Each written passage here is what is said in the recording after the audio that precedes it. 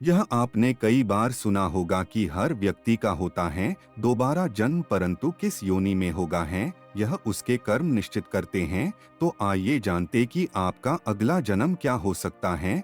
हर व्यक्ति को अपने कर्मों के आधार पर अपनी मृत्यु के बाद स्वर्ग और नरक की प्राप्ति होती है। हिंदू धर्म की महापुराणों में से एक गरुड़ पुराण में भी यह बताया गया है कि हर व्यक्ति के अगले जन्म का रूप उसके इस जन्म के कर्मों से सुनिश्चित होता है। गरुड़ पुराण में मनुष्य के कर्म का लेखा जोखा बताया गया है, जिससे मनुष्य के पाप और पुण्य निर्धारित होते हैं।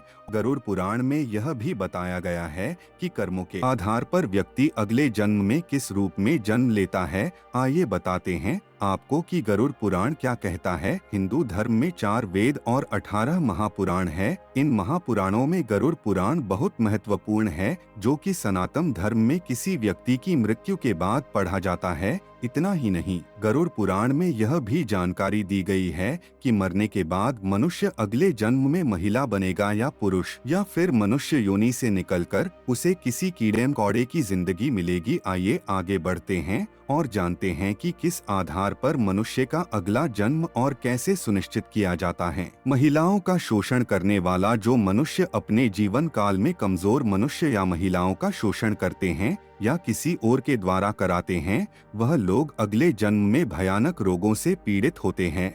और वहीं यदि कोई मनुष्य अप्राकृतिक रूप से संबंध रखता है, तब वह अपने अगले जन्म में नपुंसक की तरह जन्म लेता है। यही अगर कोई मनुष्य अपने गुरु के साथ दुर्व्यवहार करता है और अपनी पत्नी के साथ अच्छा व्यवहार नहीं रखता या उसके कष्ट भोगने का कारण बनता है, तो वह मनुष्य अपने अगले जन्म में कुष्ठ रोगी होता है। यही इस श्रेणी में अगले अंक पर आते हैं। वह मनुष्य जो धोखा देते हैं, जो मनुष्य ऐसा करते हैं, उनके लिए गरुड़ पुराण में बनाया गया है कि छल कपट और धोखा देने वाले मनुष्य अगले जन्म में उल्लू की योनि में पैदा होते हैं। और वही जो व्यक्ति किसी मनुष्य के कहने पर अपना ईमान बेचकर झूठी गवाही देने के लिए तैयार हो जाते हैं, उनको अगले जन्म में आंखों की रोशनी नसीब नहीं होती, यानी कि वह अंधे पैदा होते हैं। हिंसा करने वाले मनुष्य गरुड़ पुराण के अनुसार जो व्यक्ति हिंसा करके अपने परिवार का पालन पोषण करते हैं, जैसे कि लूटपाट करना या फिर जानवरों को सताना या उनका शिकार करना या अपने आनंद के कारण उनसे खेलना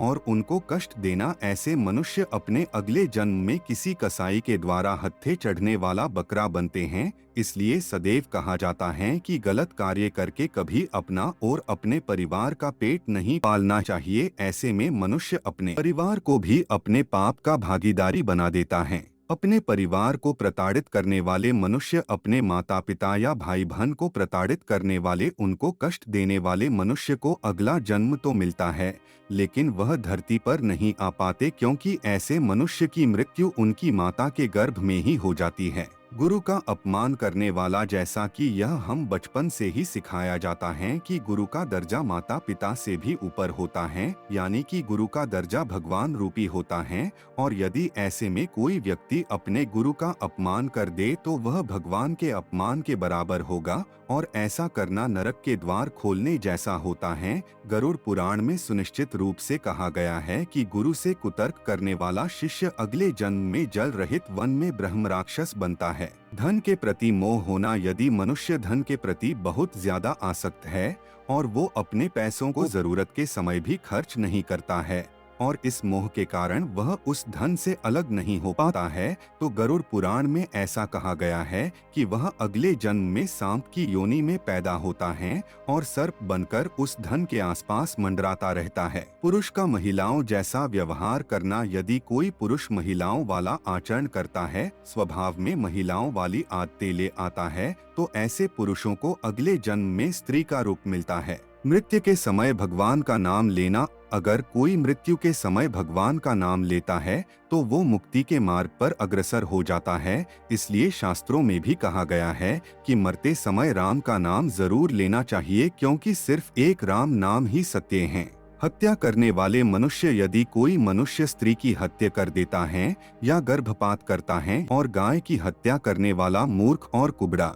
यह दोनों सारी भयावह नरक की यातनाएं भोगने के बाद अगले जन्म में चांडाल की योनि में ही पैदा होते हैं। गरुड़ पुराण के मुताबिक जो व्यक्ति धर्म का पालन नहीं करता है और हमेशा धर्म का विरोध करता रहता है, तो ऐसे व्यक्ति अगले जन्म में कुत्ते या गधे के रूप में जन्म लेते हैं। और यही यदि कोई पुरुष किसी दूसरे व्यक्ति की पत्नी के साथ संबंध रखता है तो वह नरक में जाता है और उसे भेड़िया, कुत्ता, गिद्ध, सियार, सांप या कौआ इस प्रकार के अजीब जानवरों की योनि प्राप्त होती है, जिससे वह कभी सुखी नहीं रह पाते।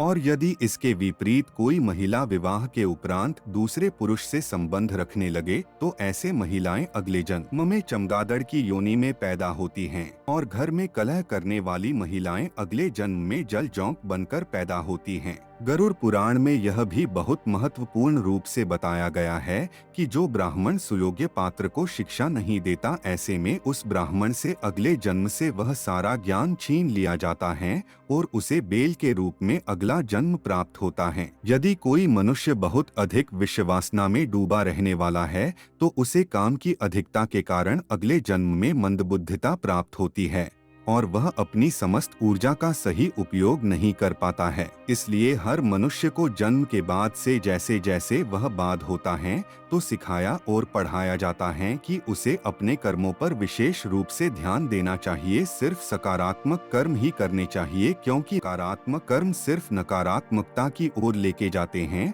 और वह इस जन्म में ही नहीं अगले जन्म में भी पीछा नहीं छोड़ते हैं।